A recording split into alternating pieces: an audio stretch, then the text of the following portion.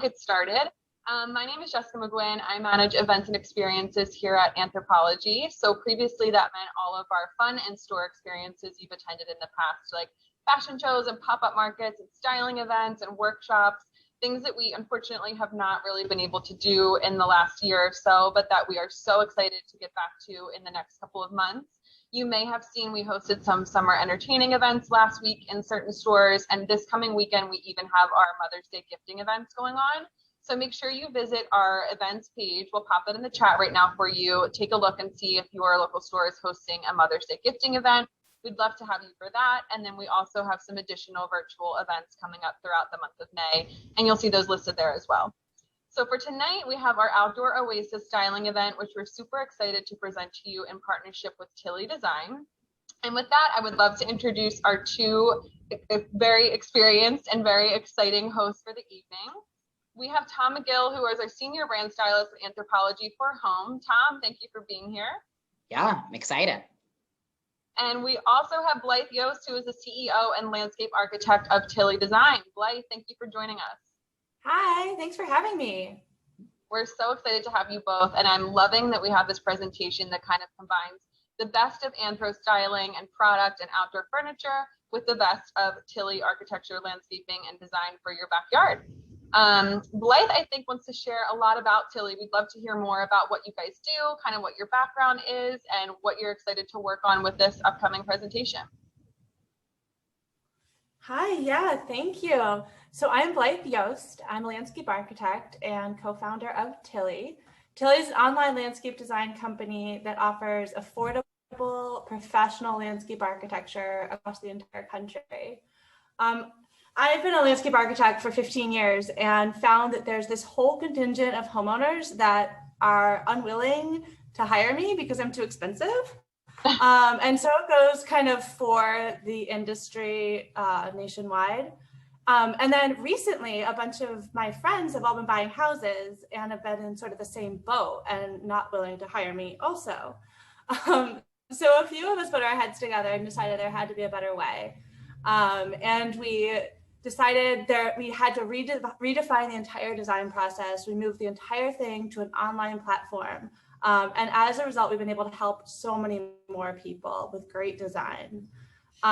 We are a totally female-founded company, and all of our designers are trained in the US, if not working and living in the US also. Awesome. Thank you for telling us a bit more. Blythe, I just had a quick question. I noticed there's a point here that says you're doing your work all remotely with a FaceTime call. Does that mean you're able to landscape if I'm in California or in Florida or Washington, that you're able to come up with a design no matter where I am in the States? Yeah, absolutely. But our designers, so we've discovered that we really need good plant choices and good materials choices. So our designers would be somebody who is knowledgeable about California or Florida or Washington.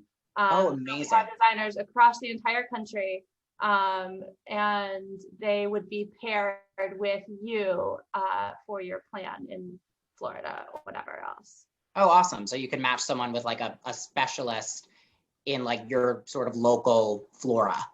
Totally. Cool. Love that. Very cool. Thanks, Blythe.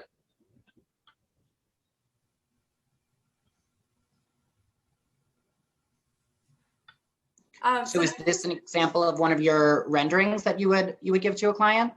Yeah, definitely. This is a planting plan. We are sort of plants first, which is a lot of why we have local designers, because plants are so different and so hyper local. But our plans are kind of industry standard. They're scaled. You can take them into the field and measure off of them.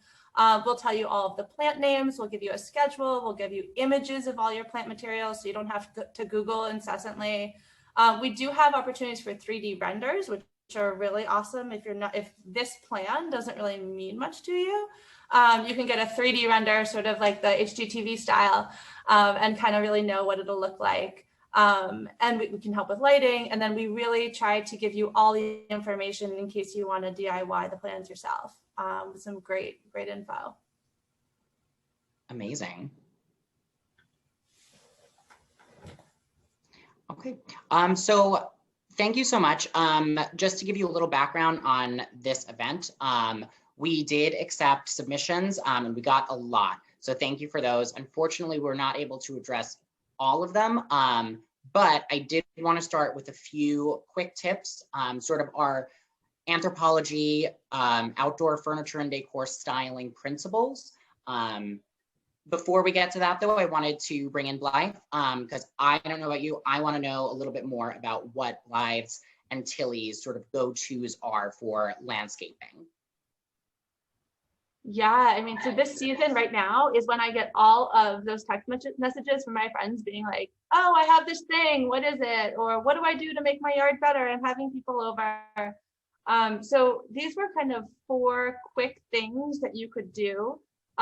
Deletion is key. I mean, sometimes just removing those big hideous shrubs like that top left corner will make your house just seem so much better, so much fresher.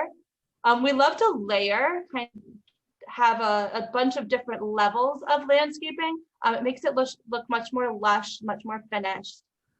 Edges are huge. The bottom left is an edging. We call this English edging. You take like a flat shovel, you just dig it in. It doesn't have to be like, you don't need any specific material to create that edge. It's just the having one makes all the difference. And then color. Everybody wants like tons and tons of color. Sometimes simple is good, but just having a little sparkle here and there, whether it's, you know, whatever your favorite color is, something that complements your house, is another super great go-to. Love a little bit of sparkle. Like that reminds me so much of like classic anthro. We like to call it the anthro wink. Just that something special that kind of sets us apart. And I'm sure that's how you are at Tilly too. Love that.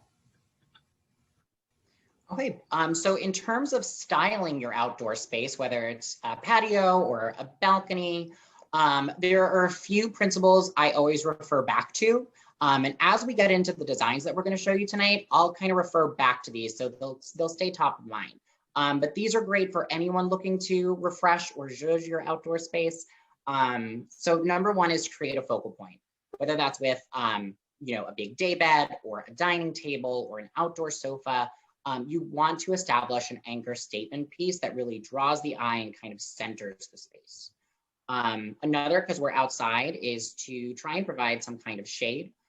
You know, if you're in New York City like I am, maybe you have a balcony and there's an overhang, but if not, you can do that with umbrellas, with canopies. They even have those sort of tents that are really popular now. Finally, not finally, but almost finally, make it functional. This is obviously really important for your outdoor furniture. You want it to last and you want it to hold up to the elements. So using pieces that are weather resistant, pieces that are concrete. If you're looking at wood, that's something like a teak. You want it to be beautiful, but you really want it to withstand those elements.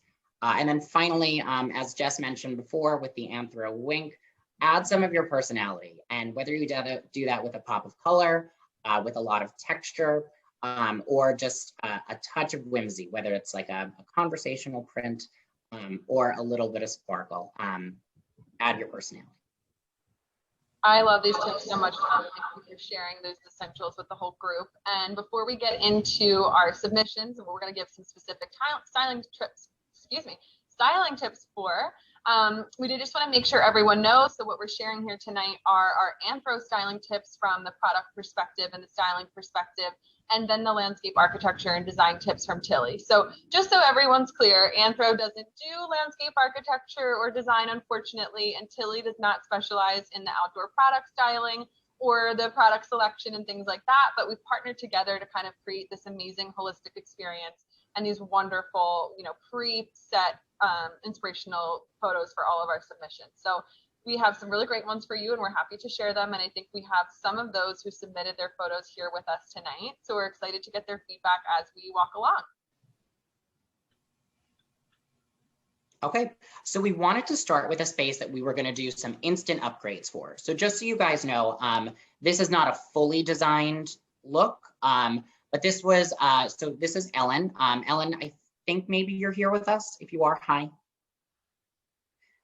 Anyway, Ellen recently purchased their first home in Bend, Oregon, We haven't done anything yet to add our own style to the simple landscaping from the previous owners. We are looking for help to better understand which plants can survive in the dry desert and cold winter climate, and to elevate their outdoor space year-round. Oh, there you are. Hi, Alan. Thanks for joining. The front yard's not enclosed, so they are hoping to use landscaping to create a visual barrier between the sidewalk and their home. You have a beautiful home. Congratulations. Okay, so let's move into a couple of quick upgrades. As I said, this is not a fully designed space, but I wanted to just offer a few instant upgrades that would really take the space to the next level. So these bright patterned ceramic stools are incredibly versatile, and they pack a lot of punch for pretty low lift. You get a really great pattern. Obviously, you can see we've got some florals, geometric. There's a really fun, whimsical flamingo one there. But these are great. These will offer you extra seating. They work as like a little side table for a cocktail or a book. You could also put smaller plants on them. So I love mixing ceramic stools with these sort of neutral ceramic planters. And then you're getting a lot of different texture and heights for your plants. I love that variation. Another really simple upgrade would be something like these fabulous seat cushions. This one that we're showing here is from Kendra Dandy. We've collaborated with her this season on a number of products, so I would definitely recommend checking out the website. This in particular, sort of these lounging leopards are a particular favorite of mine. I think they're really fun. And then finally, a hammock is a really fun, simple way to add a bohemian touch to your space. Ellen, I'm thinking you have that sort of corner in your sort of deck front porch area where this would be a really nice place to hang a hammock and just sort of relax for an afternoon with a good book. And then we wanted to see what Blythe thought in terms of some quick upgrades. So I love this. Blythe, could you take us through this? Yeah, so you'll see an opportunity to tie in those ceramic planters. We added a couple planters along the walk. There's two single stairs there, and we loved the idea of accenting those stairs, making them a little bit more prominent, bringing a little bit more of a journey to the front door. And then we kind of implemented some of those ideas from the beginning of simplifying the landscape. So I know that this isn't what she chose. This is what the previous people had. So a lot of this wouldn't be her number one. So there's some little X's on things that would probably take out. Remember, you can transplant. It's a great way to just take those things. Maybe there's a spot in back. Maybe just grouping them together in the back in another location would make them sort of pop and shine. The R's are two things that I think would need to remain. That one on the front right is a little mugo pine. It's so darling. And then I was thinking for balance. So there's something really wonderful about this house that it has a symmetry to it, but it doesn't. So if we were to leave one of those plants sort of in the front for mass and one near the house for mass, it kind of does that same symmetry and balance without being perfectly symmetrical. And then we just kind of drew in a couple other little things, little foundation plants, simple, nothing major. Maybe there's a little bit of mass on the right corner. And then I know the next thing would be sort of layering in that screening from the road that she was asking for. And that would kind of necessitate a little bit more design work. Amazing. I love how you sort of draw inspiration from the proportions of the house to figure out how to balance it going forward. So even like as the house itself achieves symmetry through asymmetry, you're drawing on that with the plantings. I think that's so smart. Yeah, a front foundation planting can be tricky to execute well. I think often the move is less. Less is more with the front foundation, especially with a darling house like this. Yeah, great. All right. Well, moving on from Ellen, thank you again, Ellen. We really enjoyed the submission. We have Elena's space. Oh, you're welcome. Elena says, we love to spend time outdoors. Our favorite activity is entertaining around a bonfire. We would like to enhance our backyard with string twinkle lights, more landscaping, and a cozy place to sit with some shade provided as summers are very hot here. And I see that you are in Alexandria, Virginia. So yeah, definitely warming up down there even right now, I'm sure. So we'll do a quick peek of the overall design. We wanted to create sort of an outdoor lounge here that was bohemian, had a lot of texture. You can see that in the chairs and the day bed, but was also functional. So just to give you guys sort of a quick hit of the overall design, and then I kind of want Tilly to take it away and show us what they're thinking. This was a really cool space because it's nestled, as you'll see, between the house and the garage. So having those two structures kind of just set it up really nicely. You'll see there's a stair at the top coming off the house. The little red arrows are where there's doors. So that's where the door from the house would be. There's a cute little door from the garage. It kind of feels like an outbuilding. So we positioned a pergola right there, kind of capturing that. And it was a great spot to position some of Tom's furniture underneath, while still leaving that fire pit free because nobody wants to burn up their pergola with their fire pit. And then as you notice in that original picture, there's like no anything around the patio really to speak of. So we gave it some context, gave it a couple trees, but didn't want you to feel completely closed in. So there's a little path to the rest of the yard. Oh, and the big thing, there's a grill that's on that patio now. We moved it off of the patio. It would need some sort of a little stone or something to sit on. But I think that immediately frees it up a little bit and also moves it closer to the back door, which is always nice. Not that you get that much snow in Virginia, but if you want to do that winter grilling, the closer the better.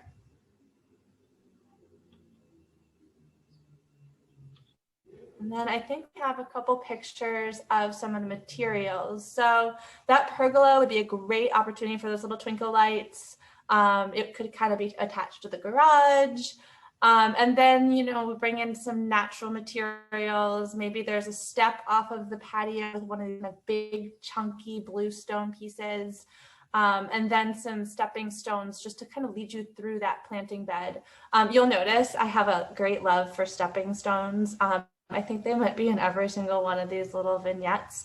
They're just like a wonderful way to have a kind of casual path without anything being too heavy, too constructed. It still leads you in a direction you want to go, and also leads your eye kind of off of a space. And then I think we detailed out a couple plants. And these are just ideas. There's a couple others too, but the tree was really important. There's kind of a close proximity to some neighbors. If they spend all this time at the fire pit, having some sort of backdrop in there and allowing you to feel a little bit more enclosed without feeling hemmed in. What's nice about this Japanese tree lilac, it blooms kind of late for a flowering tree. So you're able to appreciate it when you're outside and it's warm. You're sitting by the fire, the tree lilac's in bloom, and you can sort of see under it. So it's not like it's a wall. And then maybe there's some little boxwoods behind there to give it a little bit of winter structure when everything else loses its leaves. And then this endless summer hydrangea is kind of like, so far I've yet to meet anyone who tells me they don't like hydrangea. And this is the best, kind of the best of the best. It blooms earlier than your traditional colored hydrangea. I don't go into all the nerdy plant things, but it blooms new and old wood. So you get more and better and faster blooms. And there'd be some masses of those up by the house. Not nerdy at all, Blythe. And we have a question from the audience, actually from Bethany Haynes. She was wondering, do your designs contemplate mature plants, or can you adapt for younger plants that will eventually grow in? We generally plan for newish plants, but always try to give space to grow in. It's kind of an ongoing question for our designers, because there's this kind of balance between wanting a design to look full day one and also allowing the plants to grow in. But we do find we want the plants to grow in enough that they cover up all the soil, all the mulch, and thus reduce the weeds. Like, you don't want to be weeding. The more fabulous plants you have, the fewer weeds you have. Love that. Thank you so Good to much. know. Jess, we're both city dwellers, so I feel like we're learning a lot today. I'm like, I love all of this. I love seeing it, these backyards and some of these photos, guys. Wait till you see what they've done with them. But I'm like, oh, I have a patio that's about 30 feet wide that I could maybe fit a little chair and table on, but it's not quite the extent of all this beautiful landscaping that you guys have done. So definitely jealous, Tom. Yeah. There's always opportunities. Planters. Very true. These are kind of like the next level down. So we have this little variegated liriope, which is a darling little ground cover. I love it because it's just like super easy, and especially in Virginia, it stays kind of that color all year round. Not the purple, but the little grassy guys are kind of there all year round. The miscanthus, I'm sorry, the morning light maiden hair grass. I went with all common names here, and sometimes I get tripped up, sorry. But the maiden hair grass is just really soft, and I loved it behind Tom's couch. You'll see it just would kind of peek up and just give you kind of a really pretty soft backdrop. And then this is, again, another hydrangea. This one's super easy. It would go behind that garage.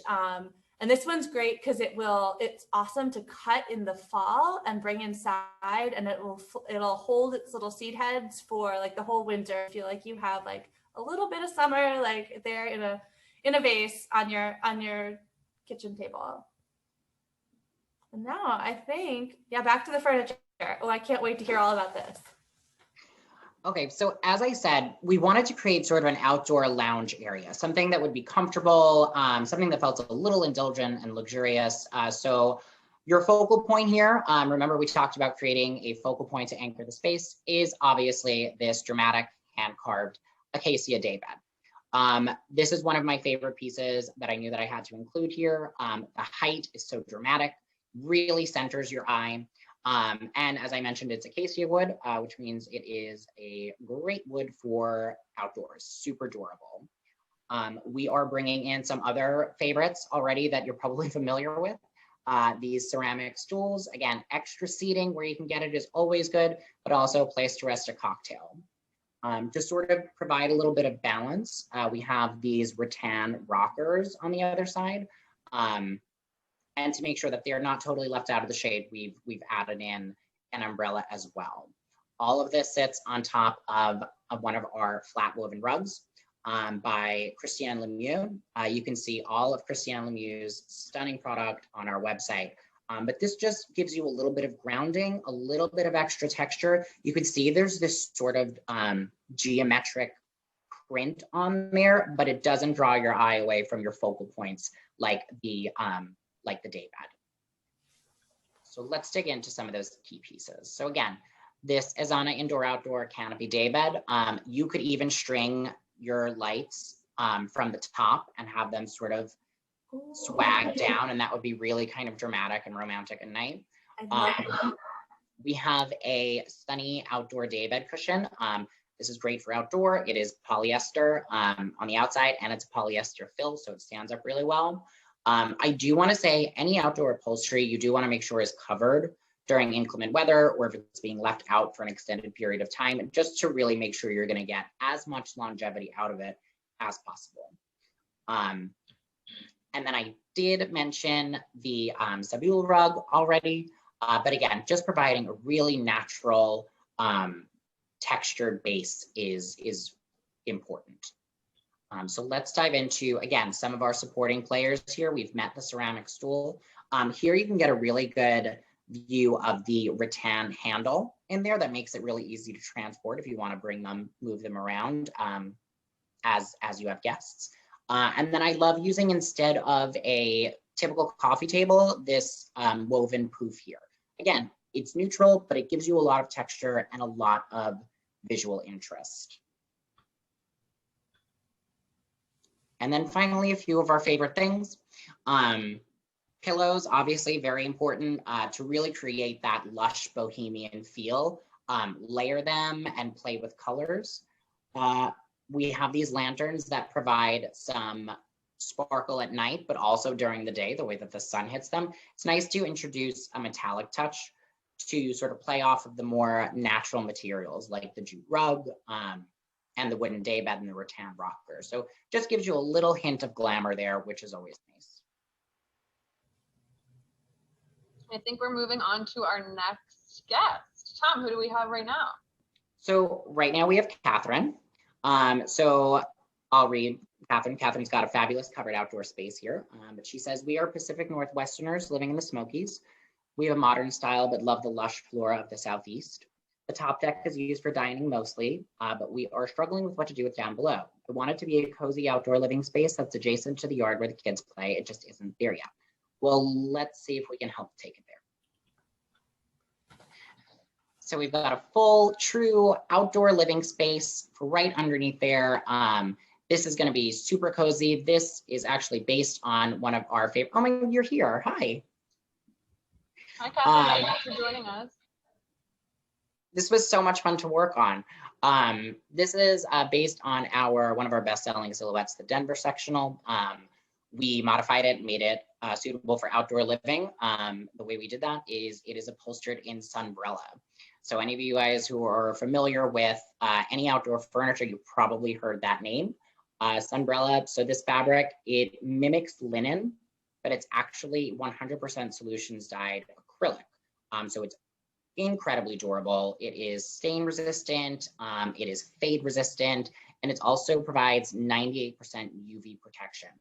So you're not going to have, the sun reflecting off of that onto you. It's actually going to sort of protect you a little bit. So I love this piece. As you guys know, I've already mentioned that I love a poof or an ottoman instead of a traditional coffee table. So we're doing the corresponding ottoman right here. And then just to give you a little bit of extra surface area, we've got a big rattan tray where you can put drinks, you can put books or lunch, and it also provides some really nice texture. Tom, we're getting a lot of love for this green as expected. Can you remind us, does this also come in other colors? I'm sure it has to. Yes, it does actually. We can get into that a little bit more later. I want to get to what Tilly thought of the space. Yes, amazing. Yeah, we always love a modern home that then kind of wants a more sort of classic or full landscape. Here it was a little bit interesting because we don't want to block the access to the yard. You'll see again that little red arrow is where the door is. And then being a little bit of a sleuth, it does seem like there's actually some great views from that window. There was a lovely mountain range reflected in it when we were looking at it before. So another reason not to want to block the view from those lower windows. So we moved this planting bed, the primary planting bed, a little bit to the left in that last set of columns, and put in a number of things, sort of tried to squeeze a whole bunch of plants in there. You'll see my favorite stepping stones again.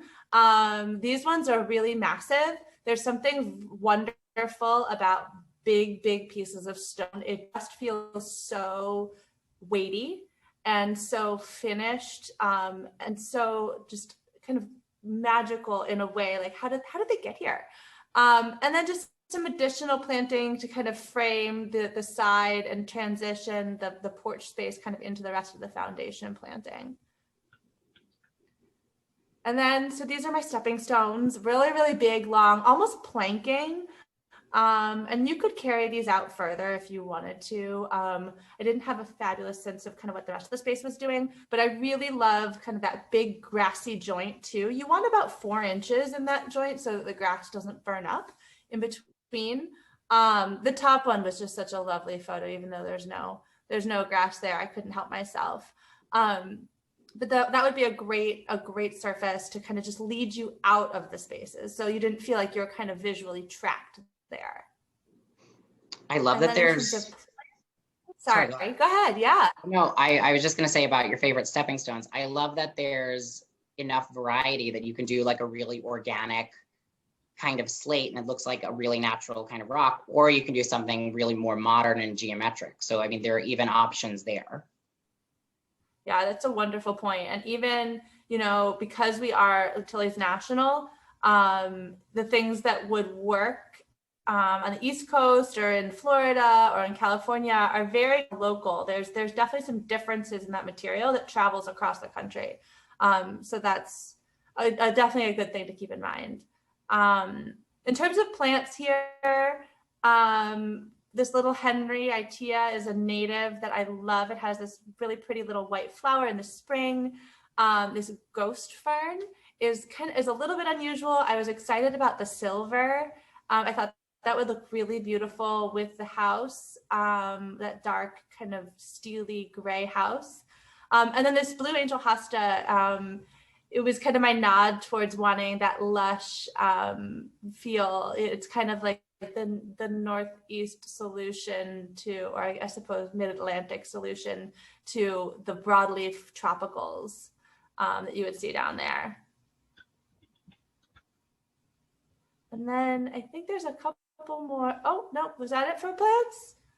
Oh, that's yeah, it for that one. Yeah, that's it for that one. And then we have a quick reminder of what Tom put together in terms of the styling and the furniture product, and we'll go into more detail with those here. Yeah. So I know, I believe somebody asked if the sectional and the ottoman come in other colors. They do. 5 sunbrella colors, and then I think it's 3 or 4 of our performance linen. So you can find that on our website. So you can match them. You can mix and match them if you like. Now you'll notice that the house is painted sort of almost like a slate gray. So going with sort of a darker color like this green is going to create something really tonal, which I love. But you also want to make sure that it feels light under there. So one of the ways that we lighten the space up is with this geometric rug. It's an indoor-outdoor rug again, so it's going to work outside. But because it's lighter, it's nice to have under a covered space, so it's not getting the elements as much. So then to move on to some of our other favorite pieces, I know someone had a question about the Zuri indoor outdoor stool. It's actually made of teak, another fabulous outdoor material because it stands up to the elements really, really well. One thing I wanted to point out was we did a cluster of these Ara pendants. I would probably recommend for a space that size, a cluster of 5 in sort of varying heights to give you a lot of visual interest and sparkle and really lighten things up there at night. I know you had mentioned you were interested in the plants of the Southeast. So we did pull out a rattan planter with this sort of bird of paradise or banana leaf plant that you would obviously want to bring inside, maybe when it's colder out, but it's nice to have out and play off the green of the sofa. And then finally, some of our favorite things. You'll notice that there was sort of a deep coral, almost an orange stripe in the rug.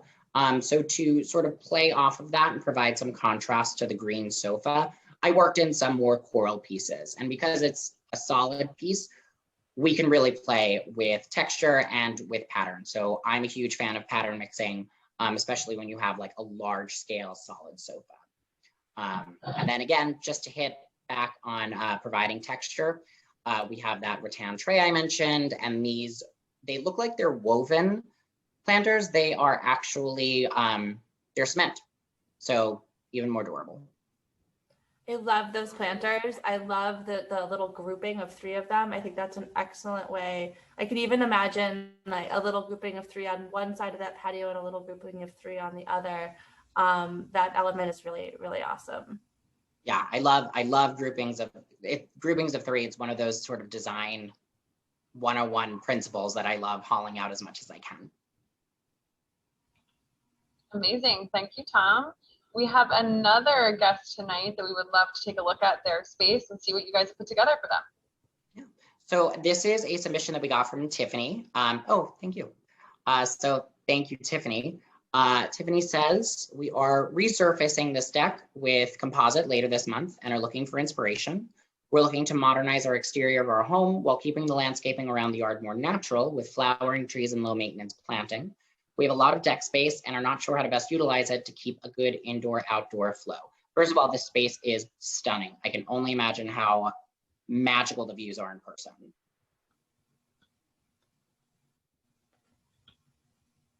So just a quick hit here. I sort of view this as a great space to maybe settle in for cocktails as the sun goes down. I'm sure the view is incredible there.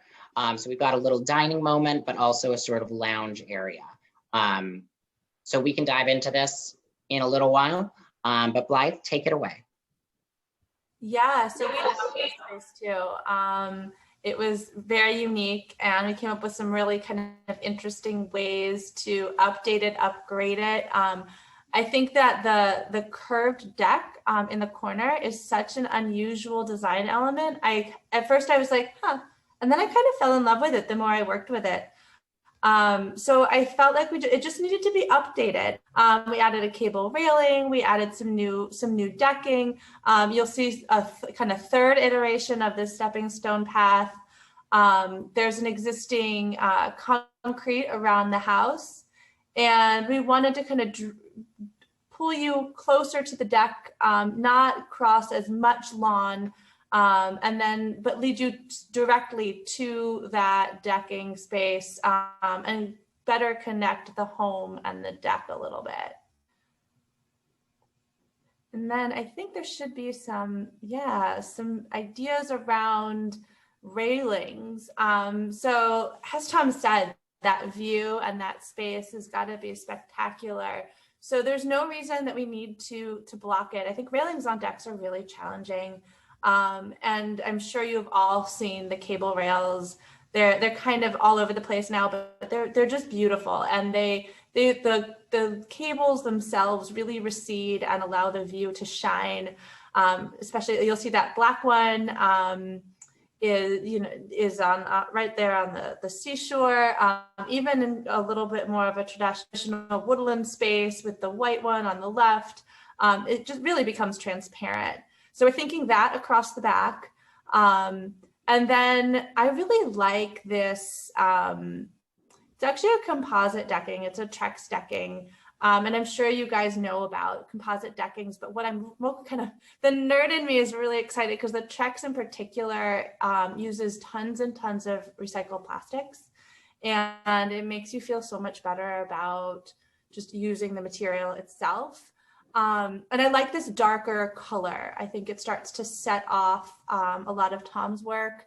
And although it's still very much deck and it's warm, it's not that kind of 1990s reddish shade. And then we can set those stepping stones in maybe a funkier pattern here. They don't have to be either one of these, but it also could be a little bit more interesting, some larger pieces, some smaller pieces. Definitely something that a good mason or even a homeowner on a Saturday could probably do themselves. I definitely did not know about composite decking, so thank you for explaining that. That's amazing that there's something even more sustainable to use. Yeah, definitely. And then there's not a ton of plant opportunities here. There was an ask for a flowering tree. I thought that was a great way to transition from this cable rail to that split rail fence that's existing. My guess is there's a big drop off there, and that split rail is very critical. But there's no need. No reason we need to be kind of staring at that transition spot. These are two multi-stem plants. So they have trunks that go lower and will do a better job masking that mass there. And then it's the shrubs, and the rhododendron is kind of an old standby. Most people either love it or hate it. I'm definitely kind of the love it camp. But in case there's person's of the hit camp, this 9-bark is a really cool, unusual new plant that's recently been developed from a really old variety of plants. And it has this really cool arching structure. all those little white flowers that you see will open even larger than they are in this photo. And you have that lovely dark leaf with the white, almost pinkish flower. So I would do both of those. Or I'm sorry, no, I do the same thing in both places. So you ended up with some balance. I think it's really important across that really large, expansive deck to tie it all together. I love that Blythe. Yeah, I love that there are options there. I was not familiar with the 9-bar plan. It's fascinating.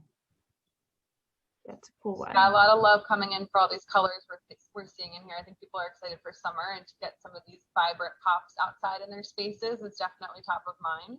We can't wait to hear, Tom, what you put together for the furniture and the styling looks for this one too. Any highlights here we want to share, Blythe, before we move on to that, just quickly with the flowers? Yeah, really fast. I just kind of threw some pots on here, some planters. There's kind of this old adage, when you're doing a planter, you want a spiller, a thriller, and a filler. I don't buy it. I don't like it. I kind of much prefer a big solid color, especially when we're doing some of Tom's more interesting planters. We don't need thrillers. Like, come on, that's enough. So these are just some larger things: the banana tree, the mandevilla, the white vinca, the plumbago. These are all things that will do really well. You just need one. They can be awesome and really show off your pot. Fantastic. So as I mentioned briefly before, when I looked at this space, I was immediately thinking like a nice summer lunch or sunset cocktails. So I wanted to provide some options for seating. So we have our very sculptural contemporary Sonali cement dining table. For those of you familiar with the assortment, you might know the Sonali is one of our indoor dining tables. We now offer it in cement, so it's suitable for outdoor as well. Paired with these very simple, very modern iron chairs over a nice, bold graphic rug. So it's a little more abstract, it's a little bit more modern, but I feel like it pairs nicely against the more neutral pieces. And then moving over to the side, we can see, again, get a little bit of a better look. Sorry, Tom, right. Do you want to see details? Are we ready for detail? Okay. Yeah, you're right. So again, you can see like the really nice curves of the chair, which play off of the curves of the cement dining table. So it's nice to see like how even the shapes work together and give you like a nice cohesive design. So let's move into a little bit of the details here, because those are some of my favorite pieces. I love this bench with a built-in planter. You can, Blythe, any recommendations for what you do there? I really loved that snake plant that you had in the earlier picture. It's definitely an indoor plant, but you could vibe that with some larger ornamental grasses and just kind of get that same look. Yeah, I wanted something that was a little bit sculptural and kind of modern to kind of complement the space. So I love the idea of doing a grass that almost feels kind of unexpected. And then moving on to some of our favorite things. Again, I was thinking cocktails, I was thinking lunch.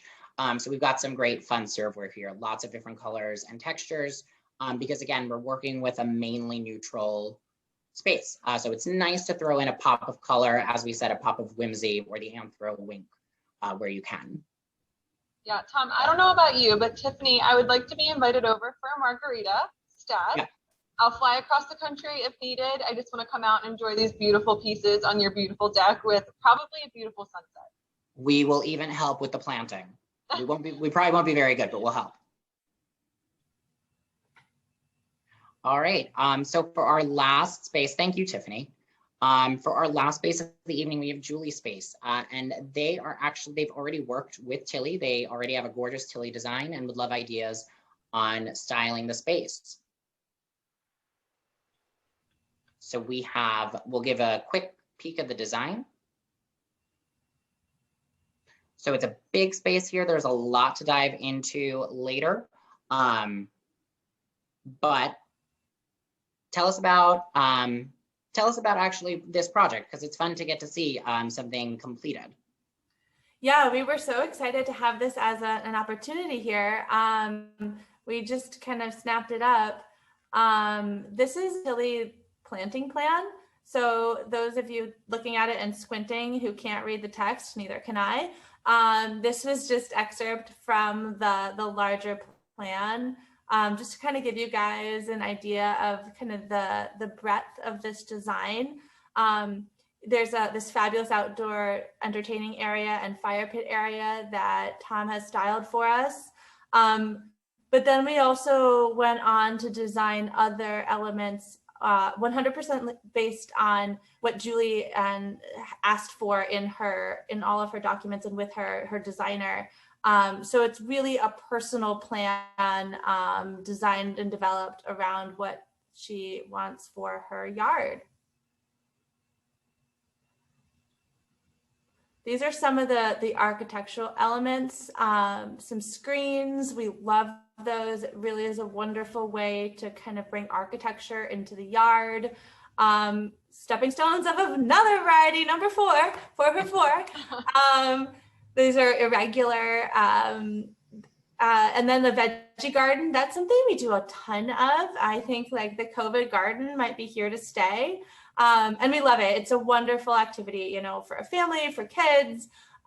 This was a great little easy veggie garden. No need to go too big. And then just some simple planters, little woodshed, just really kind of giving Julie an idea of what we imagined in her space. Awesome. Blythe, we have another quick question for you from Heidi. She's asking, well, first she said she loves the stepping stone paths in every way. And she asked, are they fairly impervious to a big industrial lawnmower? She would hate to have her landscaper destroy them. Yeah, so the big way around that is thick. You want thick. The thicker, the better. It helps you set them well. The idea is you set them below grade or at grade. So they're at the same level as your lawn roots. And your lawn's actually a little bit higher than the stepping stone itself.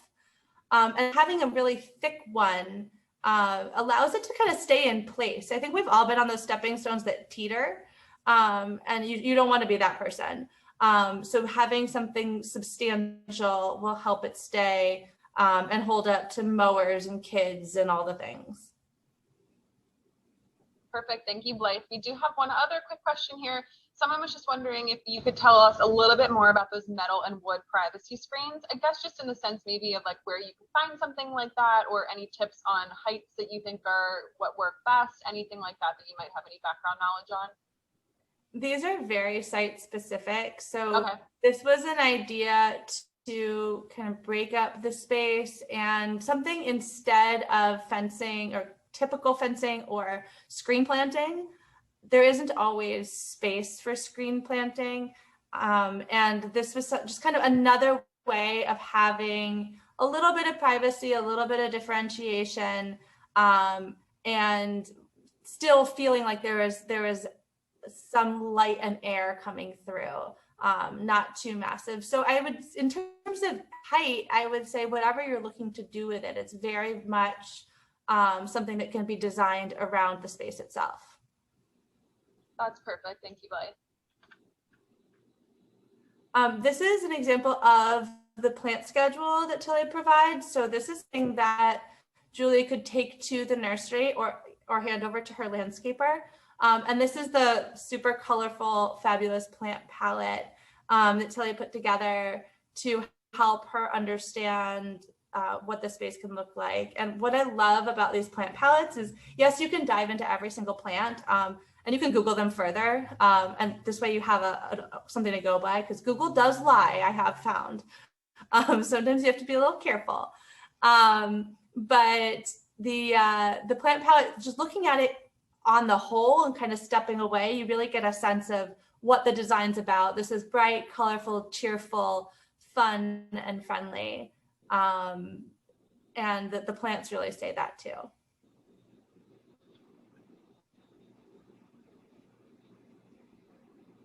One last piece here, we did do a lighting design too.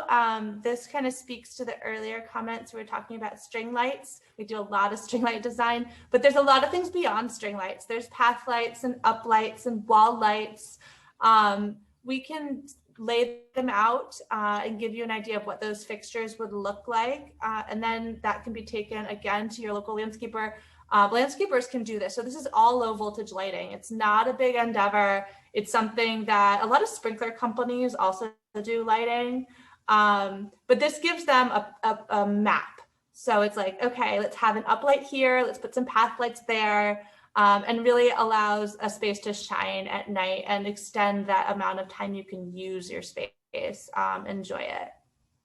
I mean, that's amazing that you don't necessarily need an electrician for all of this, that your landscaper can do it. Or you can do it. You can go out there. They sell all this stuff at Home Depot if you're really handy. You will need an electrician to do like the connection to your house. But the low voltage, I think technically some of the ones you can buy at Home Depot, Lowe's, whatever, your hardware store, you can even plug in, and it is a system run off of something like that. Yeah, we also just had someone comment in the Q&A and say, could solar lights be useful? And I'm sure the answer there is absolutely. I think that's another perfect sustainable element you could work into these designs as well. I will say briefly on solar lights, I did a ton of research actually, because we had some similar questions. And solar lights haven't quite gotten to a level where they illuminate large areas. I think you need a lot of solar lights to kind of delineate a path. So you just need to be judicious and not have too high an expectation about what they can do. But they're perfect along a path to kind of lead you up to a space, and they're so much easier to install than running wires all over your yard, even if you can do it yourself.